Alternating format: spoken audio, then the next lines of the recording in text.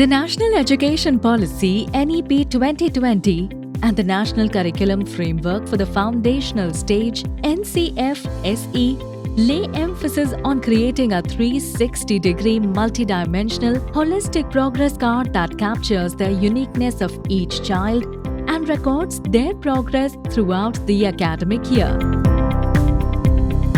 Parakh NCERT has created a holistic progress card for the foundational stage to capture the learner's performance in the different domains. You can find Parakh's holistic progress cards by logging on to the NCERT website at www.ncert.nic.in.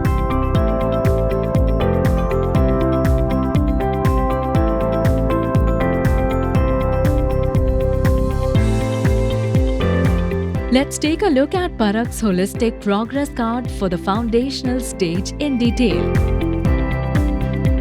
This card is divided into three parts A, B and C. Part A is divided into subparts 1 and 2.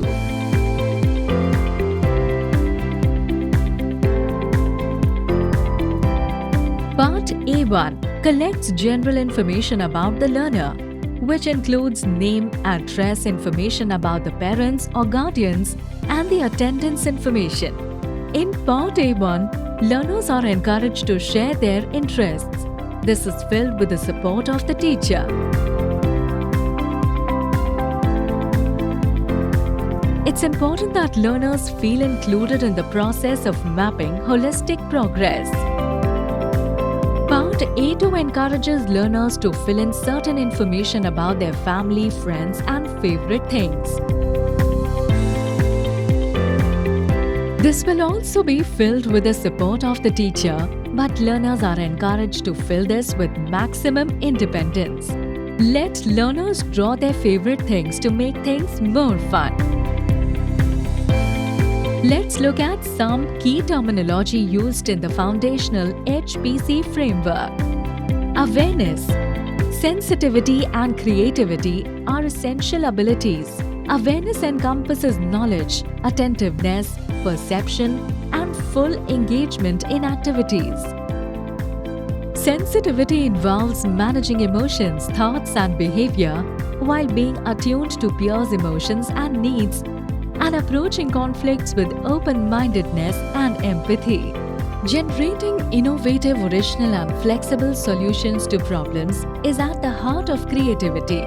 Looking at a situation from different angles is also an important aspect. In the HPCs, the three abilities are measured at three levels: stream, mountain, and sky. Stream is indicative of the challenges faced by the learner that prevented age and grade-appropriate performance during the activity and suggests the requirement for additional support. Mountain is indicative of the potential demonstrated by a learner towards successful performance. The learner still needs support to accomplish the activity. Sky is indicative of successful performance in a particular activity wherein the learner required minimal external support. Part B presents a framework that will be used for different classroom activities across domains like physical development, socio-emotional development, cognitive development, language and literacy development, aesthetic and cultural development, and positive learning habits. When the teacher plans an activity, they are encouraged to map it to the relevant curricular goals, competencies, and learning outcomes. They need to record the activity flow based on their plan. The teacher then writes the assessment questions based on the activity. Then teacher writes rubrics for the three abilities across three performance levels. Remember, the rubrics are created based on the activity and what we expect learners to do and achieve in the activity. Once teachers observe a learner, they mark their performance on the grid for each ability. They mark the appropriate levels for each ability here as well, followed by some observational notes. Teachers are encouraged to note down what the learner did well and what they need further support with. Self-assessment is an important aspect of holistic progress mapping. At the foundational level, learners are asked to record their feelings about the activity done and the resources needed. A peer is assigned to the learner and the peer shares peer feedback about the learner with respect to the activity. Finally, parents and guardians are also involved in the assessment process during parent-teacher meetings and interactions. Parents are asked to record the learning resources they have at home and share any observations about the learner's performance.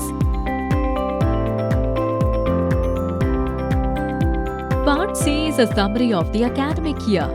Teachers are encouraged to write a summary of the holistic development of the learner across all domains and use the three abilities: awareness, sensitivity, creativity as the assessment metric. Let's hear from the users of the Holistic Progress Card. How do you feel after doing this activity? Yay! Amazing! Good. Yeah. How has the HPC helped you in the classroom? Planning activity is better. Assessing learners. Observe learners in an organized manner. It has helped me do useful activities. Parak hopes that the Holistic Progress Card at the foundational stage will lay the foundation for measuring lifelong holistic learning.